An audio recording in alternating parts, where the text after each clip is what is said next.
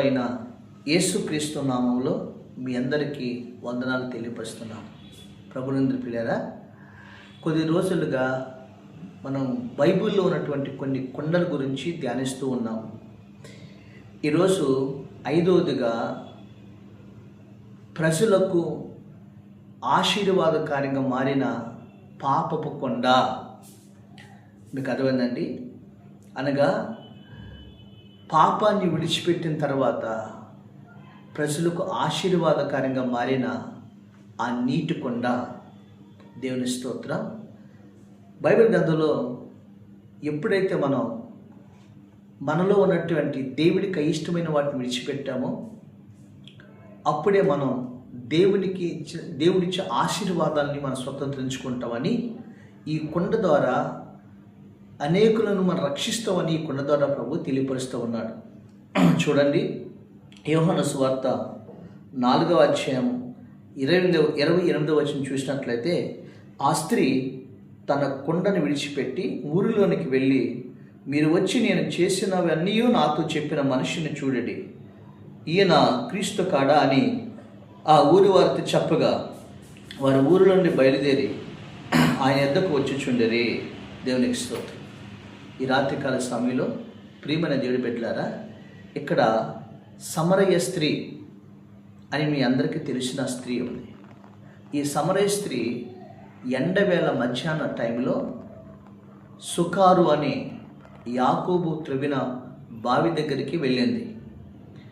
అక్కడ నీళ్లు చేదుకుంటాక మధ్యాహ్నం టైంలో వెళ్ళింది. ఎందుకంటే ఆమె సమరయులు కాబట్టి ఆమెను వెలివేయబడినటువంటి ఒక స్త్రీ, పాపపు స్త్రీ. ఆ సమయంలో ఆ బావి దగ్గరికి ఎవరైనా చూస్తే ఆమెను రాళ్లతో కొట్టుతారు. అందుకని ఆమె ఏం చేసిన, మధ్యాహ్నం టైంలో ఎవ్వరూ చూడకుండా మధ్యాహ్నం టైంలో నీళ్ళకి వెళ్ళండి. అయితే ఆమె జీవితాన్ని ఎరిగినవాడు, ఆమె బ్రతుకును మార్చగలవాడు, అందరూ వెలివేశారని ఆమెను ఆదరించడానికి వెళ్ళినవాడు మన ప్రభు అయిన యేసుక్రీస్తు వారు ముందుగా ఆ బావి దగ్గరికి వెళ్ళి ఆ బావి దగ్గర కూర్చున్నాడు. ఆమె నీరు చేదుకున్నప్పుడు వెంటనే యేసయ్య లేసి, అమ్మా నాకు దాహం వేస్తుంది, కొంచెం నీళ్ళు ఇస్తావా అడిగాడు. అప్పుడు వెంటనే ఆ స్త్రీ ఒక మాట అనింది. అప్పుడు వెంటనే 7వ వచనం చూడండి, 4వ వచనం యోహాను సువార్త. సమర స్త్రీ ఒకటి నీళ్లు చేదుకుంటకు అక్కడికి రాగా, యేసు నాకు దాహమునికి ఇమ్మని ఆమె అడిగాను. వెంటనే 9వ వచనం, ఆ సమరయ స్త్రీ, యూదుడైన నీవు సమరయువైన నన్ను దాహమిమ్మని కమ్మని ఎలా గడుచున్నావని ఆయనతో చెప్పాను. ఎలాగ యూదులు సమరయులతో సాంగత్యం చేయరు. జాగ్రత్త వినండి. అంటుంది, అయ్యా మీరు యూదులు, మేము సమరయులం, మాకు మీకు సాంగత్యం లేదు కదా, మీరు నన్ను ఎలా దాహం అడుగుతున్నావు అని అడిగారు. అప్పుడు యేసుప్రభు వారు ఒక మాట అడుగుతున్నాడు. చూడండి, అప్పుడు యేసుప్రభు ఒక మాట అడుగుతున్నాడు. ఏమంటే, నీవు అప్పుడైనా, అయ్యా ఈ బావి లోతు అనేది చేదుకున్నటకు నీకేమీ లేదే, ఆ జీవజలం ఎలాగే దొరుకును అన్నాడు. అప్పుడు వెంటనే యేసుప్రభు అంటాడు, ఆయన తాను ఒక అద్భుతమైన మాట అంటున్నాడు. 14వ వచనం చూడండి, నేను ఇచ్చు నీళ్ళు త్రాగువాడు ఎప్పుడు తప్పికొనడు, నేను ఇచ్చు నీళ్ళు నిత్యజీవం గలమైన వారిలో ఊరడి నీటి బుగ్గగా ఉన్నని ఆమెతో చెప్పాను. దేవుని స్తోత్రం. ఆయన అంటున్నాడు, అమ్మా నీవిచ్చే నీళ్ళు అయితే దాహం కొంటావు, కానీ నేను ఇచ్చే నీళ్ళు ఎప్పుడూ దాహం కొనవు. ఎందుకంటే నేను ఇచ్చే నీళ్ళు నిత్య జీవమైన నీళ్ళు, నిత్య జీవ నీళ్ళు అని అడిగింది. అప్పుడు వెంటనే ఆ స్త్రీ, అయ్యా నాక్కడేవయ్యా అని అడిగింది. అప్పుడు యేసుప్రభు వారు ఆమెతో మాట్లాడించి ఒక మాట అంటుంది, నీ దగ్గర 5 పెనిమిట్లు ఉన్నారు అని యేసుప్రభు చెప్పారు, నీకు ఇక్కడ పిలుచురామని ఆమె చెప్పాడు. అప్పుడు వెంటనే ఆమె ఏమంటుందంటే, ఆ స్త్రీ నాకు పెనిమిట్లు లేడనగా యేసు ఆమెతో, నాకు పెనిమిట్లు లేడని నువ్వు చెప్పిన మాట సరే, నీకు 5 పెనిమిట్లు ఉండిరి, ఇట్లుండిరి, ఇప్పుడు ఉన్నవాడు నీ పెనిమిటి కాదు, సత్యమే చెప్తారని. వెంటనే ఆమె గ్రహించి, ఇతడు ఎవరో నా రహస్య పాపాలన్నీ బయట పెట్టేస్తున్నాడు, నా రహస్య జీవితం అంతా కూడా ఈయన తెలిసిపోతుంది అని, ఈయన సామాన్యమైన వ్యక్తి కాదు, ఈయన యూదుడు కాదు ఈయన అని గ్రహించి అప్పుడు వెంటనే ఒక మాట ఉంది. ఏమందంటే, అయ్యా నీవు 19వ వచనం, నువ్వు ప్రవక్తవని గ్రహించున్నాను. దేవునిస్తో నువ్వు ప్రవక్తవని గ్రహించున్నానయ్యా అని అంది. వెంటనే యేసు ప్రభువారు ఆమె జీవితంతో మాటలు మార్చినాడు. వెంటనే నువ్వు ప్రవక్తవంది, మేము మెస్సీని ఆరాధిస్తామంది. ఆ సమరస్త్రీ తన జీవితాన్ని మార్చేసుకొని తన పాపాన్ని విడిచిపెట్టేసి వెంటనే 28వ వచనం చూడండి.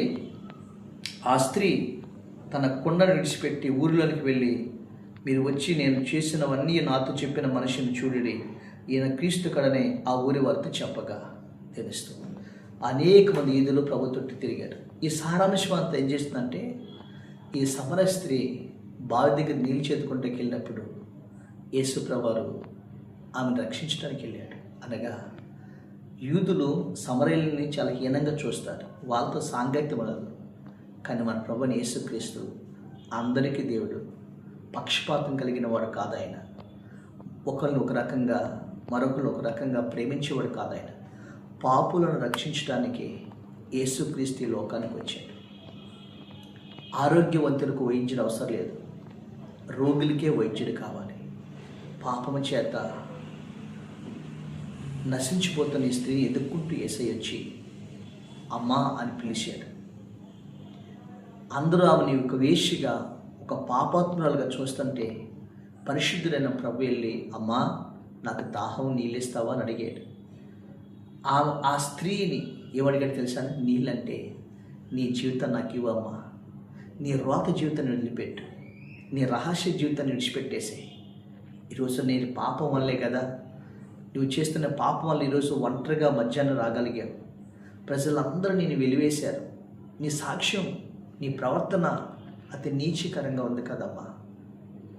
నాకు దాహం ఇస్తావా, నీ హృదయం ఇస్తావా, నీ జీవితం నాకు ఇస్తావా అని ప్రభు అడిగాడు. సిరులో కూడా యేసు ప్రభు అని తెలుసా, నాకు దాహం అవుతుంది, నాకు దాహం అని అడిగాడు. దాహం అంటే తెలుసా అంటే ఆత్మదాహం అడిగాడు ఆయన. దొంగని ప్రభు రక్షించాడు. ఈరోజు యేసుక్రీస్తు ప్రభువారు పాపులనైనా, దొంగలనైనా, వ్యభిచారులైనా, ఆయన ఎంతటి ఘోర పాపినైనా ఆ యేసు ప్రభు దగ్గరికి నువ్వు వస్తే, నీ పాపాన్ని విడిచిపెట్టి నీ జీవితాన్ని యేసు ప్రభుకి ఇస్తే, నీ బ్రతుకునైనా ఆయన ఒక బంగారు భవిష్యత్తుగా మారుస్తాడు. నీ పాపాన్ని, శాపాన్ని కొట్టివేసి నీకు దేవుడు ఆశీర్వాదాన్ని ప్రవహిస్తాడు. ఈరోజు ప్రియమైన దేవుడు బిడ్డలారా, ఆ సమర స్త్రీ తన జీవితాన్ని అంతటిని బయటపెడుతుంటే ఆ వెంటనే చూసి, నువ్వు ప్రవక్తవయ్యా, రాబో మెస్సివి నీవేనయ్యా అని చెప్పి తన కొండని విడిచిపెట్టేసి వెంటనే యేసయ్యని, తన పాపాన్ని విడిచిపెట్టేసి తన బ్రతుకును మార్చుకుని తన ఊర్లోకి వెళ్ళిపోయి, నాతో మాట్లాడినవాడు ఇదిగో నేను విన్నవాడిని చూసి అని సాక్ష్యం చెప్పినప్పుడు ఈ సమరీలు అనేక మంది ప్రభువుని నమ్ముకున్నారు. దేవుని స్తోత్రం. ప్రియమైన దేవుని బిడ్డలారా, ఈరోజు నీ పాపాన్ని విడిచిపెడితే, నీ రహస్య పాపాలు విడిచిపెడితే, నీ ప్రవర్తన మార్చుకుంటే, నీ బ్రతుకును మార్చుకుంటే, ప్రభు నేను దీవించడానికి, నిన్ను ఆస్వాదించడానికి, నిత్య జీవమనే నీటిని ఇవ్వటానికి, పరలోక రాజ్యం ఇవ్వటానికి ఆ ప్రభు నీ కోసం ప్రాణం పెట్టాడు. దేవుని స్తోత్రం కలుగును గాక. ఈరోజు 5వ కుండ ప్రజలను రక్షించి ఆశీర్వాదకరంగా మారిన నీటి కుండ. హల్లెలూయా. పాపాన్ని విడిచిపెట్టింది. పాపాన్ని విడిచిపెట్టి ప్రభువుని నమ్ముకొని ప్రజలకు దీవెనకరంగా మారింది ఈ సమర స్త్రీ.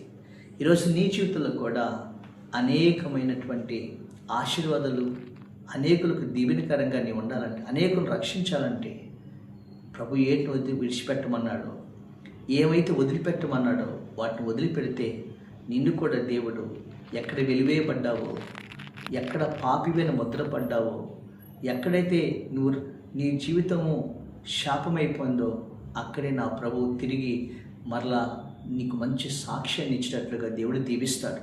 దేవుని స్తోత్రం. అగస్టిన్ అనే ఒక భక్తుడు ఉన్నాడు. అతను ఒక ఘోరమైన పాపం చేసినవాడు. తన తల్లి ఎంతో కన్నీళ్లు కార్చేది. మహావ్యభిచారి అగస్టిన్. అతను భయంకరమైన విచారంతో పాపంలో జీవించేవాడు. తల్లి ఏడ్చేది, అయ్యా తండ్రి నా బిడ్డను రక్షించని ఏడ్చేది. అంత భయంకరమైన ఘోర పాపం చేసేవాడు. తన ఇంట్లో పని మనిషిని కూడా వదిలేవాడు కాదంట. వేశ్యలతో సాంగత్యం చేసేవాడు. అలాంటి అగస్టిన్ ఒకరోజు దేవుడు వాక్యం ద్వారా పట్టుబడ్డాడు. ఇంటికొచ్చి తన హృదయాన్ని అయినా దేవుడికి ఇవ్వకపోయినట్టుగా ఘోరమైన మరణకరమైన రోగం వచ్చింది. మంచాన పడ్డాడు. అప్పుడు ప్రభువుని అడిగాడు, యేసయ్యా నాకు ఒక ఛాన్స్ ఇవ్వా, నీ కోసం బ్రతుకుతానయ్యా అని అడిగినప్పుడు దేవుడు అతనికి ఒక ఛాన్స్ ఇచ్చాడు, స్వస్థపరిచాడు. వెంటనే తన పాపాన్ని వదిలిపెట్టాడు. తన అపవిత్రమైన జీవితాన్ని విడిచిపెట్టేశాడు. తన వ్యభిచారపు జీవితాన్ని, తన యొక్క ఆ త్రాగుడి జీవితాన్ని, ఆ జీవితాన్ని వదిలిపెట్టేసి ప్రభు కొరకు జీవించాడు. అప్పుడు అతి పాపిష్టి వాడైన, అపవిత్రమైన, అతి ఘోరమైన పాపివాడు అగస్టిన్ తర్వాత ఎలా మార్చబడ్డాడు తెలుసండి? సెయింట్ అగస్టిన్గా మార్చబడ్డాడు. పరిశుద్ధుడైన అగస్టిన్ అని మార్చబడ్డాడు. ఎంత పాపో అంత పరిశుద్ధుడిగా ప్రభు కొరకు బ్రతికాడు. చాలామంది స్త్రీలు అతనికి ఎదురుపడి, అగస్టిన్ నేను గుర్తుపెట్టవంటే, ఇప్పుడు ఆగస్టిన్ కాదు, నేను పరిశుద్ధుడైన అగస్టిన్, ప్రభు నమ్ముకున్న అగస్టిన్ అని చెప్పాడు. అతని ద్వారా లక్షల మంది రక్షించబడ్డాడు. సంఘాలు కట్టబడ్డాయి. దీవెనకరంగా మార్చబడ్డాడు. ప్రియమైన దేవుడి బిడ్డలారా, నువ్వు ఎలాంటి రహస్య పాపంలో జీవిస్తున్నా, ఇదిగో నీ భర్తకు తెలియకుండా మెయింటైన్ చేస్తున్నా తెలుసా, ప్రభువు చూస్తాడు. ఆ పాపము నిన్ను పతనం చేస్తుంది, నీ సాక్ష్యాన్ని పాడు చేస్తుంది, నీ బిడ్డలకు అవమానం తెస్తుంది, నీ జీవితానికి అవమానం తెస్తుంది. కాబట్టి ఈరోజు ఏదైతే ప్రభు చెబుతుందో దాన్ని వదిలిపెట్టాయి. తాగుడు వదిలిపెట్టేసాయి, పాపాన్ని వదిలిపెట్టేసాయి, వ్యభిచారం వదిలిపెట్టేసాయి, రహస్య పాపలు వదిలిపెట్టేసాయి. ప్రభు కొరకు పరిశుద్ధంగా బ్రతుకు. తిరిగి నీ బ్రతుకును ఆశీర్వాదకరంగా దేవుడు మారుస్తాడు. ఇదిగో ఈ సమరయ స్త్రీ పాపమనే కొండ వదిలిపెట్టేసింది. ఈరోజున ప్రజలందరి దగ్గరికి వెళ్ళి ఒక గొప్ప సాక్షిగా, ఒక ఆశీర్వాదకరంగా మారి అనేక మందిని ప్రభు తట్టు తిప్పిన సమరయ స్త్రీగా ఉంది. దేవుని స్తోత్రం. ఈరోజు నీ ద్వారా అనేక మంది రక్షించాలని ప్రభు కోరుకుంటున్నాడు. మొదటగా ప్రభు కోరుకుంటున్నాడు, ఏం వదిలిపెట్టాలి? నీవు పాపాన్ని విడిచిపెట్టాలి. ఈరోజు జ్ఞాపకం చేసుకోండి. నేను 3 విషయాలు చెప్తాను. ఒకటి, పాపం వదిలిపెట్టిన సమస్త్రీ, పాపము కొండను వదిలిపెట్టిన సమరయ స్త్రీ ఈరోజున పరిశుద్ధురాలుగా మార్చబడింది. ప్రజలు అనేక మందిని ప్రభు తట్టు తిప్పి సమరీలు అనేక మందిలో ఆమె మంచి సాక్ష్యాన్ని పొందింది సమరయ స్త్రీ. దేవుని స్తోత్రం. రెండవదిగా, అబ్రహాము ఉన్నాడే, ఆదికాండం 12:1 అబ్రహామా, ఇదిగో నీ దేశం నుండి, నీ తల్లిదండ్రుల నుండి, నీ బంధువుల నుండి నీ విడిచిపెట్టి నేను చూపించే దేశానికి నువ్వు రా. నేను ఆస్వాదించి నిన్ను గొప్ప జనముగా చేసి నీ ఆకాశ నక్షత్రములు నీ సంతానాన్ని దీవిస్తానని ప్రభు చెప్పాడు. అబ్రహాము మెస్పొతేమియా దేశంలో ఆయన ఒక బొమ్మలు తయారు చేసే వ్యక్తిగా ఉండేవాడు. అలాంటి విగ్రహారాధన, అలాంటి పరిస్థితుల్లో ఉన్న వ్యక్తిని 75 సంవత్సరాల వరకు ఒక శాపకరమైన జీవితంలో ఉన్నప్పుడు దేవుడు పిలిచాడు. ఆ వయసులో దేవుడు ఏదైతే విడిచిపెట్టమన్నాడో, దేవుడు ఏదైతే వదిలిపెట్టమన్నాడో అది విడిచిపెట్టేశాడు. రిక్తునిగా ప్రభువుకి సమర్పించుకున్నాడు. ప్రభువుని వెంబడించాడు. ప్రభు దగ్గరికి వచ్చాడు. అబ్రహాం అని చెప్పమంటారా? అతను ఈ రోజున ప్రపంచం అంతటికి విశ్వాసులకు తండ్రిగా అబ్రహాము దీవించబడ్డాడు. దేవుని స్తోత్రం. అతని సంతానం ఆకాశ నక్షత్రంలో దీవించబడింది. ఒక దేశాన్ని అబ్రహాము దేశంగా దీవించాడు. అతని వంశం మీద అన్యులు దీవించబడ్డారు, యూదులు రక్షించబడ్డారు. ఈరోజు ప్రపంచానికి అబ్రహాము దీవెనకరంగా మారాడు. అబ్రహాము విడిచిపెట్టినట్లుగా నువ్వు కూడా నీ దేశం అంటే నీ దేశంలో ఉన్నటువంటి ప్రతి వ్యతిరేకమైన వాటిని విడిచిపెట్టాలి. తల్లిదండ్రులు, బంధువులు, మిత్రులను, వాటి ఆశయాలు, వాటి స్వభావం విడిచిపెట్టి నువ్వు ప్రభు దగ్గరికి వస్తే నిన్ను కూడా దేవుడు దీవిస్తాడు. ఒకటి, పాపాన్ని విడిచిపెట్టాలి. 2, ఇదిగో ఆచారాలు, నీ దేవుడికి వ్యతిరేకమైన వాటిని విడిచిపెట్టాలి అబ్రహాములాగా. 3వది, రూతుని ప్రభు పిలిచాడు. చూడండి, రూతు గ్రంథము 2:11 అది ఏం చేసింది తెలుసా అండి? అమ్మా రూతు, నీ జన్మభూమిని, నీ తల్లిదండ్రులను నీ విడిచిపెట్టి నువ్వు ఇంతకుముందు ఎన్నడూ ఎరగని నీ జనుల దగ్గరికి వచ్చావు. నీ దేవుడిని యెహోవా రెక్కల కిందకు వచ్చావు. నువ్వు చేసిన దానికి నీ దేవుడు నీకు ప్రతిఫలం ఇస్తాడు అని బోయా చెప్తాడు. రూతు గ్రంథం 11, 12 వచనాల్లో మనం చూసినట్లయితే ఉంటుంది. రూతు కూడా మోయాబీరాలు. మోయాబు దేశంలో భయంకరమైనటువంటి ఆ యొక్క మోయాబు వాటిని సేవిస్తూ వాటిలో తన జీవితం మోడైపోయింది, శాపమైపోయింది. అయితే నయోమిని బట్టి బెత్లెహేముకు వచ్చింది. అప్పుడు అంది సమస్తం వదిలిపెట్టేసింది, జన్మభూమిని వదిలిపెట్టింది, తల్లిదండ్రులను వదిలిపెట్టింది, తన దేశం సమస్తం వదిలిపెట్టేసి దేవుడే నీ దేవుడే నా దేవుడు, నీ ప్రజలే నా ప్రజలు అని ప్రభు దగ్గరికి వచ్చింది. చెప్పమంటారా? మోడైపోయిన రూతు జీవితాన్ని, చేదుగా ఉన్న రూతు జీవితాన్ని తెలుసండి, ఆ బోయాజు పొలంలో పరిగెరుకున్న రూతుని ఈరోజున మోడైపోయిన తన జీవితాన్ని ఈరోజున మహా సిగురింప చేసి మహావృక్షంగా మార్చాడు.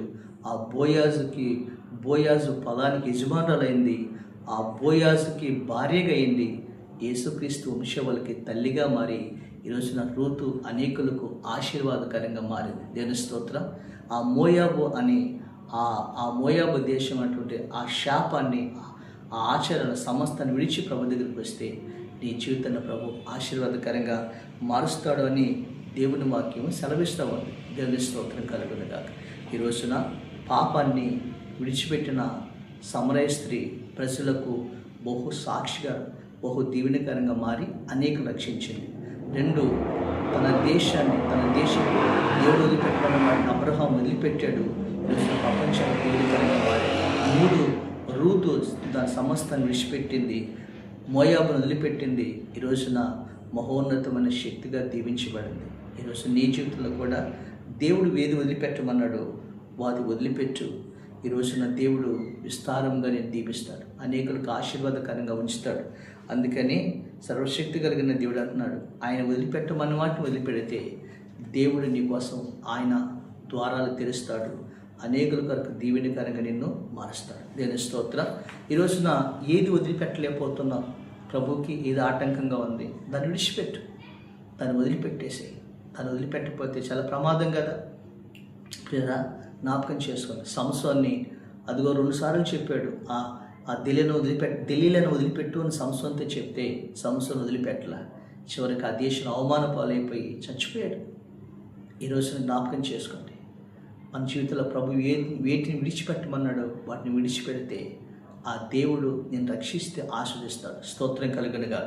ఈ రోజున 5వ కొండ, ఈ రోజున పాపముని మరి సమరయ స్త్రీ అనగా పాపాన్ని విడిచిపెట్టి ప్రజలకు దీవెనకరంగా మారిన ఇదిగో నీటి కొండ. దేని స్తోత్రం.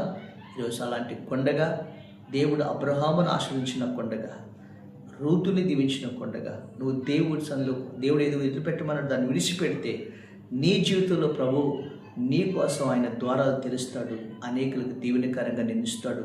దేవుడి మాట దీవించునుగాక. ఆమేన్. పరిశుద్ధమైన మా తండ్రి, సర్వశక్తిమంతుడైన మా ప్రభా, నీ పరిశుద్ధమైన పాదాలకు తండ్రి మీకే కృతజ్ఞతాస్తుతులు స్తోత్రాలు చెల్లిస్తున్నాం.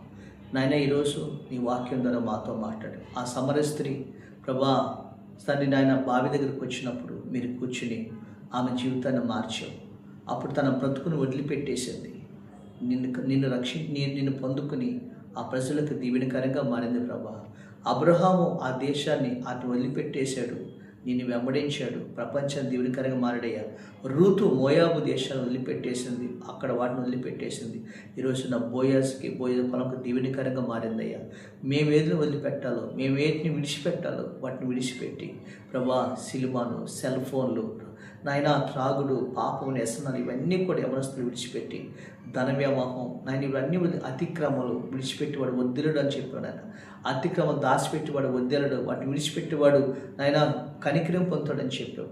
వాటిని విడిచిపెట్టే కృప మా అందరికీ దయచేసి మీరు ఇచ్చే దీవులు దయచేయమని యేసు నామములో ఈ వాక్యమైన బిడ్డలందరూ దీవించమని యేసు నామములో తండ్రి.